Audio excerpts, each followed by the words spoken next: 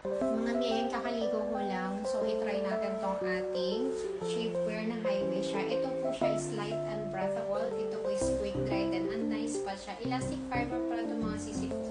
Grabe, tingnan natin. At ito naman yung kanyang likod. Ito yung likod niya mga sis. Ay, yung loob niya pala. Ito yung loob. From Zara to. Ito. Tingnan niyo ba? Kaya na siya. So, itatry na natin ito. Parang nunod mo na mag-underwear sa kanya. So, ayan. Tipo, tingnan nyo. Ang ganda na po kadetalyado niya. Hindi man specific na nailagay sa description. Pero ito talaga yung ating shape.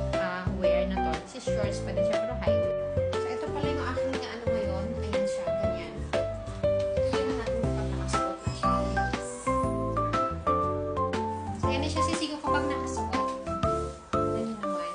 Ayan siya. So, ibaba ko na yung aking dress. Tignan natin yung ating dress. Tignan natin. Ayan na siya. Mas better siya kapag nakasuot tayo. May puto. Tingnan na naman. May puwet na ako dito. Kanina wala. So, ayan siya mga sisi ko. Mas maganda siya kapag suot natin yung shaper. This is high waist nga pala. High waist yan siya. Ito. I-share out nyo na itong mga siso. Ang ganda ng kanyang quality. Tingnan nyo naman.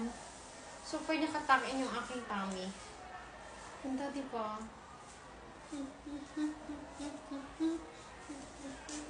Oh, diba? Ganda! Love it! Pwede ka nang mag-dress nito. So, ito na nga. So, ganyan siya mga sis. Ganyan siya. Okay?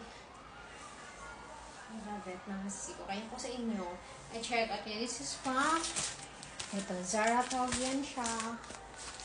And pwede po tayo naka-yoga ka, pwede kang mag-gym or mag-jogging may running. At ito siya, try natin siya with fitness. Aga siya sisi ko, tingnan nyo kapag ikaw ay ready to jog ka na or mag-running ka or mag-gym ka. Pwede po itong gamitin. Napaka-comfy niya. Hindi super baba. And then, syempre high-waist tayo sa kanya. Ganyan. Ang sarap niya suotin. Super elastic tayo sa kanya. Tapos inyo, check out nyo na yan. Nakaka-fit siya tingnan. Tingnan nyo naman, oh.